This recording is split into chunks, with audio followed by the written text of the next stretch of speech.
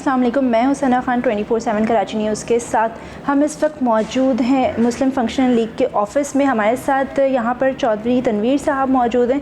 चल के इनसे बात करते हैं, उनसे पूछते हैं कि यहाँ पर जो एक अगर हम बात करें रक्षा माफिया की, तो यहाँ पर एक बड़ी तादाद में कोरंगी डिस्ट्रिक्ट में जो है हमें यहाँ पर रक्षा माफिया नज़र आता है, पथारे नज़र आते हैं। इसके अलावा दूसरी और भी काफ़ी सारी चीज़ें हैं जो हमें कोरंगी में नज़र आती हैं, तो हम इस हवाले से इनसे बात करेंगे।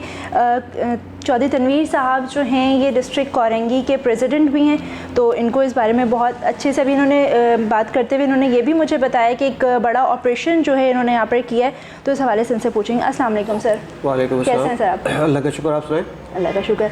सर मुझे ये बताएं कि अभी आपने कुछ टाइम पहले एक बड़ा ऑपरेशन किया है यहाँ पर मावा माफिया के ख़िलाफ़ कह लें या मंशियात माफिया के ख़िलाफ़, तो क्या रिज़ल्ट आया सर? कुछ कमी आई है फिर? देखिए जी, ऑपरेशन तो पुलिस के थ्रू ही किया है, क्योंकि हमारे जो इदारे हैं उनके थ्रू ही हम लोग उनको कह सकते हैं, उनको ले जा सकते हैं, दिखा सकते हैं। तो इसी तरह का एक यहाँ पे सरकारी स्कूल है, यहाँ पे बहुत बड़े पैमाने पे मंशियात बेची जा रही थी, तो उस पर हम लोगों ने वीडियो भी बनाई। सबसे पहले मैं वहाँ पहुँचा, मैंने वीडियो बनाई, तो वो क्लासरूम्स की जगह मंशियात पी जा रही थी। तो उसके ऊपर जो है पुलिस ने SHO थे रिजवान पटेल, यहाँ के जमान टाउन पुलिस स्टेशन के, उन्होंने बड़ी दबंग कार्रवाई की और जो 35 साल से यहाँ पे बेच रहा था, बड़ा नामी गिरामी शख्स था, उसको पकड़ा भी और उसको बंद भी किया। सही। तो सर मुझे आप ये बताएं ना कि अगर स्कूलों में ही ये सारे काम होंगे तो क्या आपको लगता है कि हमारा मुस्तकबिल सेफ़ है? हमारी आने वाली जनरेशन जो है आज बहुत बड़ी तादाद जो है, आप आइस का नशा कह लें, आप पाउडर का नशा कह लें, या ड्रिंक्स कह लें, या दूसरे और नशे उसमें लगी हुई, तो क्या हमारा पाकिस्तान तरक्की कर सकता है इस सूरत में? देखिए, हमारे यही सबसे बड़ा रोना जो है ना मेरा यही है कि हमें अपने बच्चों को अच्छा तालीम दिलानी है, हमें अपने बच्चों को अच्छा स्कूल्स में पढ़ाना है। लेकिन यहाँ पे आप कोरंगी के अंदर मैंने देखा है स्कूल, बहुत सारे ऐसे स्कूल्स हैं जहाँ पे एजुकेशन 0% है। एक कॉलेज है, वहाँ पे जो है वो रेंट पे दिया हुआ है, और स्कूल्स में जो है कोई अच्छा निज़ाम नहीं है। रेंट पे दिया हुआ मतलब? रेंट पे है, कॉलेज रेंट पे है, यहाँ पे वहाँ पे लोग रह रहे हैं, रेंट पे लोग रह रहे हैं वहाँ पे जुगिए हैं। तो इस तरह की आपको यहाँ पे डिस्पेंसरी है वो बिल्कुल तबाह मिलेगी। यहाँ पे टोटल सिस्टम तबाह है। ऐसा लग रहा है कोरंगी नहीं है, कोई बहुत ही कोई सिंध का छोटा सा देहात गांव नहीं होता, वो जो बिल्कुल वो वैसे की तरह ये मंजर पेश कर रहा है यहाँ पे। अच्छा, कोरंगी की अगर मैं आपसे बात करूँ इस कोरंगी की, तो कोरंगी टोटली जो है वो मुत्तहदा कौमी मूवमेंट के हाथ में था, ठीक है, चाहे वो मुत्तहदा पाकिस्तान आप कह लें या उससे पहले मुत्तहदा जो थी उनके हाथ। तो क्या आप समझते हैं कि ये उनकी नाअहली है? देखिए, जो पहले वाली MKF थी ना, अगर आप 2015 से पहले चले जाए तो उस वक्त काम होता था, सफाई भी बड़ी अच्छी थी, हर काम हो रहा था यहाँ पे। लेकिन जब से ये वाली जो MKF है ना, दूसरे वाली, वो जो चाइना वाली MKF है, तो अब आप देख लें कि सारा सिस्टम तबाह है। सबसे मेन देखें कि ये जो वाटर एंड सेवरेज बोर्ड है, यहाँ के कुंडी मैन है, उनका कुंडी मैन का काम है गटरों की सफाई करना, इलाके की सफाई करना, उनको भी सियासत में लगा दिया। गटर साफ करने की बजाय वो जो है वो झंडे और सियासत कर रहे हैं और नारे लगा रहे हैं, और आप उनसे गटर नहीं साफ़ करवाते, आप उनको प्राइवेट पैसे देकर आप गटर साफ़ करवाओगे, और गवर्नमेंट के वो सारे एम्प्लॉय भी हैं और कोई काम नहीं करते। बड़ी मुश्किल है कि वो कोई काम करें। अच्छा, अभी आते हुए मैंने देखा कि एक बड़ी तादाद में यहाँ पर जो है रक्षा स्टैंड मौजूद हैं, चाहे वो हॉस्पिटल्स के बाहर आप ले लें, चाहे वो आप मार्केट्स के बाहर ले लें, तो क्या इस पर कोई काम हो रहा है? मुझे कोई काम होता है यहाँ पर इस तरह का कुछ नज़र नहीं आया, बल्कि वो आकर खड़े होते हैं, अपनी मर्ज़ी के मनमाने किराया ले रहे होते हैं, और दूसरे कि अगर कोई उनसे बात करने के लिए आता है तो वो बदमाशी कर रहे होते हैं। ये बात की ना भी आप, बहुत अच्छी बात की। यहाँ पे क्या है कि कुछ पॉलिटिक्स जो है, हर जगह पे काले भेड़िए होते हैं। ये नहीं कि मैं पॉलिटिशियन हूँ, मैं कहूँ कि मेरे पास भेड़िए नहीं है, सब जगह होते हैं। हमारी तंजीमों के अंदर यहाँ पे 85% भेड़िए बैठे हुए हैं, 15% कोई लोग होंगे जो कहते हैं जी चेंज आ जाए। 85% ऐसे लोग बैठे हैं जो पैसे लेते हैं।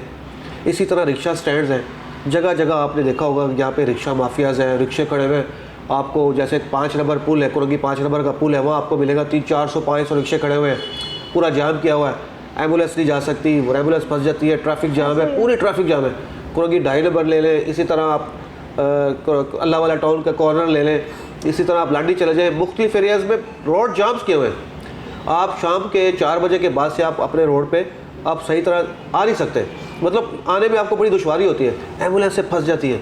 ये माफिया है, जाली जो है मीडिया के नाम पे बहुत सारे लोग हैं वो पैसे ले रहे हैं, हमारे सरकारी इदारे के जो है लोग हैं वो पैसे ले रहे हैं, हमारे पॉलिटिशियन जो है वो पैसे ले रहे हैं। तो एक वाइस शख्स मैं हूँ जो इनके साथ लड़ रहा हूँ। और कल मैंने एसएसपी ट्रैफिक को भी एप्लीकेशनें लगाई है, तमाम एसओज जो यहाँ पे थाने सब के एसओज को भी एप्लीकेशन लगाई है, और डिप्टी कमिश्नर कुरंगी को भी मैंने एप्लीकेशन लगाई है कि खुदारा इस अवाम का सोचें, इस कुरंगी का सोचें, कुरंगी को साफ़ सुथरा करें, ये चीज़ें हटाएं, ये पथारे हटाएं।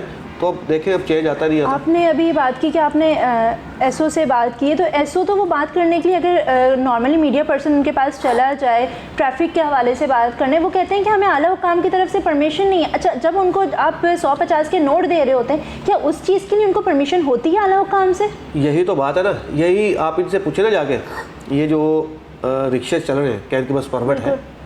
नहीं है। इनको अड्डा अलाउ है? नहीं है। तो अगर हमारी ट्रैफिक पुलिस नहीं मिली हुई तो ये कैसे चला रहे हैं? ये एक रिक्शा नहीं चला सकते। हमारी ट्रैफिक पुलिस पैसे ले रही है।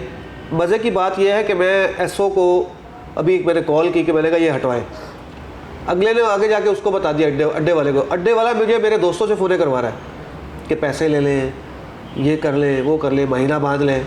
तो भाई महीना नहीं बांधना, हमने सफाई करनी है। तो क्या हर मसले का हल महीना बांधना है?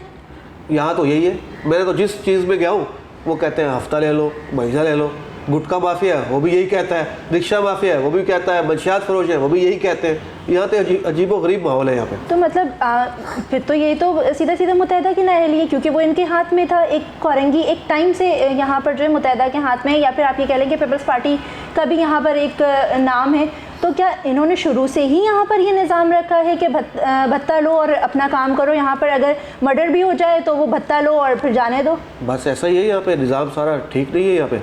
यहाँ पे वाटर हाइड्रेंट था अभी बीच में, पानी मिल नहीं रहा कुरंगी में, पानी आ नहीं रहा, घरों में नलकों में पानी आ नहीं रहा, वाटर हाइड्रेंट खोल दिया। बड़ी मुश्किल से लड़के मैंने वहाँ पे जान छुड़वा के वो वाटर हाइड्रेंट यहाँ पे रिमूव करवाया, बड़ी मुश्किल से जाके। इसी तरह अभी पीछे चले जाए, आपको मैं दिखाऊंगा 40-40 हार्स पावर की मोटरें लगी हुई है लाइन के ऊपर, एक नहीं, दो नहीं, तीन नहीं, लाइन में लगी हुई है मोटरें जो है।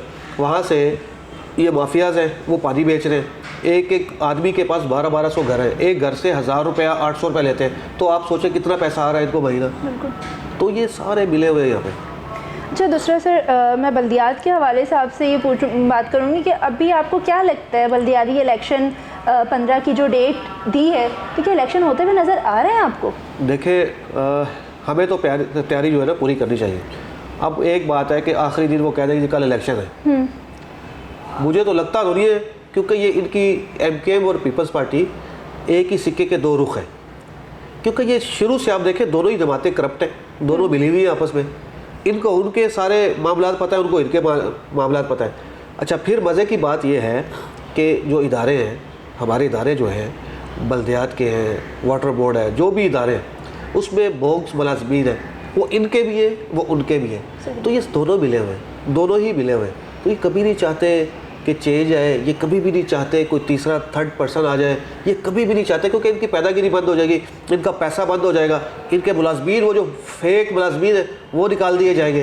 तो ये जो है ना अब टाला बटोली करते हैं। अब ये देखे लगे हुए हैं कि ये अब एक पीपल्स पार्टी कह रही है जी हम इलेक्शन कराएंगे, हम करवाएंगे, लेकिन ये सारी गेम है।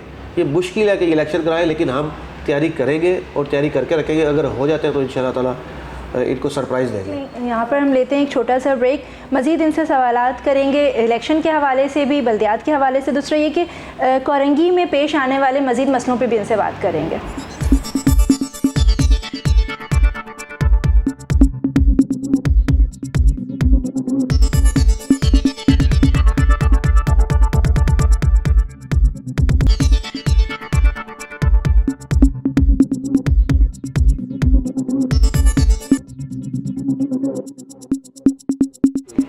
जी, जैसे कि मैंने आपको बताया था कि हमारे पास डिस्ट्रिक्ट कोरंगी के प्रेसिडेंट हमारे साथ इस वक्त मौजूद हैं, हमारे मेहमान हैं। चलते हैं इनकी तरफ, मज़ीद इनसे गुफ्तगू करते हैं, क्योंकि ये बात बिल्कुल सच और खरी कर रहे हैं कि यहाँ पर तकरीबन जो लोग हैं वो भत्ते के ज़ोर पे ही यहाँ पर सारे काम जो है कर रहे हैं। आप ले लें जी 500 ले लें, आप 1000 ले लें और आप हमें हमारा काम करने दें। तो ये वाली बात बहुत कम लोग इस चीज़ को जो है वो डिफ़ाइन करते हैं। सर मुझे मज़ीद ये बताइएगा कि आपको कितनी जगहों से ऐसी ऑफ़र्स आई हैं, या हर बार यही होता है कि आप जिस जगह जाते हैं रेड मारने के लिए या अपना काम करने के लिए, तो वहाँ पे हर बार यही ऑफ़र मिलती है? हर बार यही आती है, हर बार यही ऑफ़र आती है, कोई ऐसा काम नहीं है। अभी मैं रिक्शा स्टैंड के पीछे लगा हूँ जी कि रोड साफ़ हो जाए, रोड क्लियर हो जाए, लोग चलें, एम्बुलेंस से चलें, बीमारों को जल्दी हॉस्पिटल पहुँचाया जाए, वो भी फ़ोन लेकर आ रहे हैं, पैसे ले लो। कचरा है। सबसे मज़े की बात है ये अभी सिंध हुकूमत ने एक कॉन्ट्रैक्ट किया चाइना के साथ। सही है।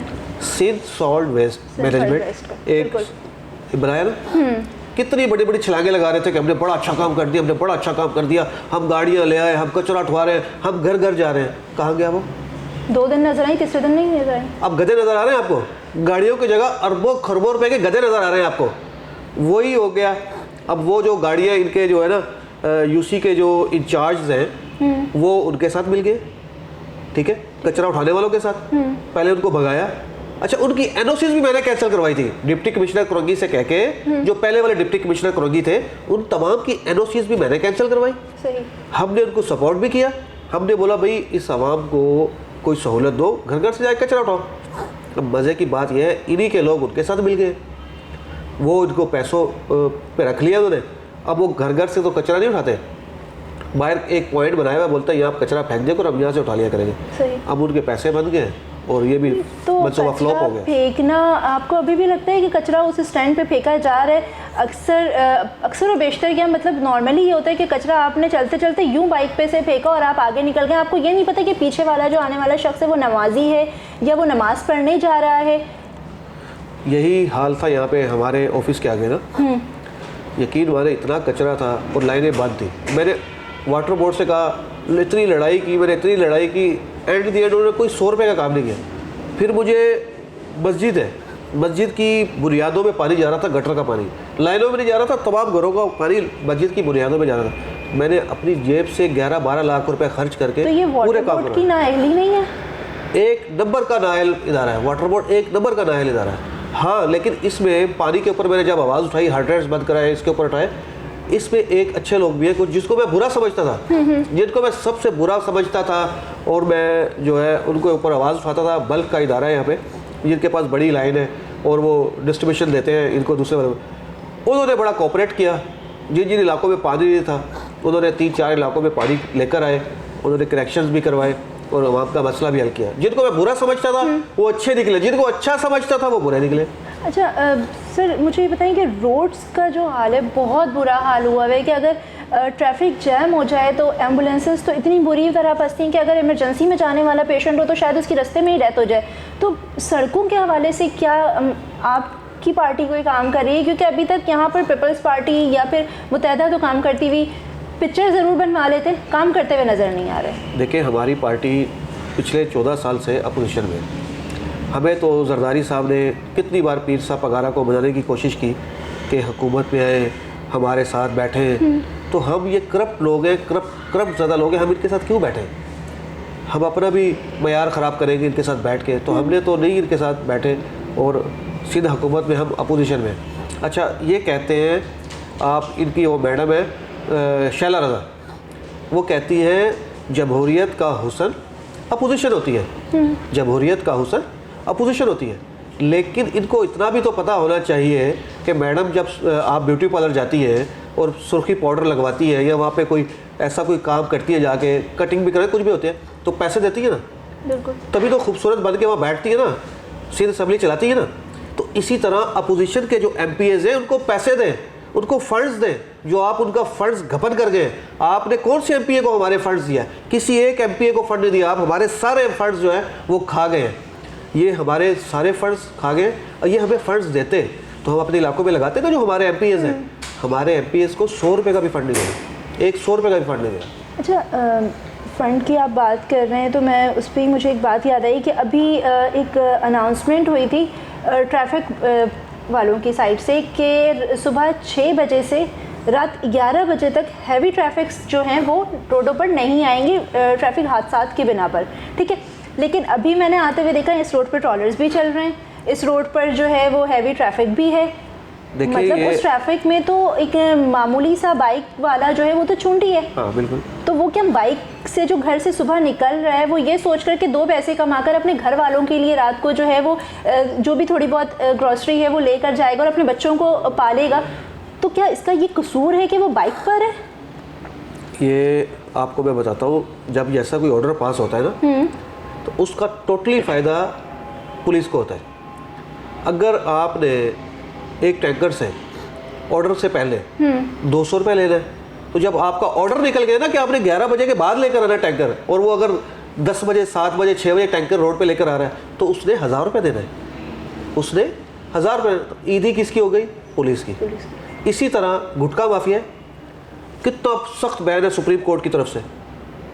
बिल्कुल। हर केबिन पे आए तो ऐसा चले, मैं आपको हर केबिन पे दिखाता हूँ। क्या है वो केबिन जो गुटखा चला रहा है, वो पहले इनको हफ्ता देता था 1000 रुपये, लेकिन अब सुप्रीम कोर्ट का ऑर्डर है तो वही केबिन अब हफ्ता देगा 15,000 रुपये, 14,000 रुपये बढ़ गए।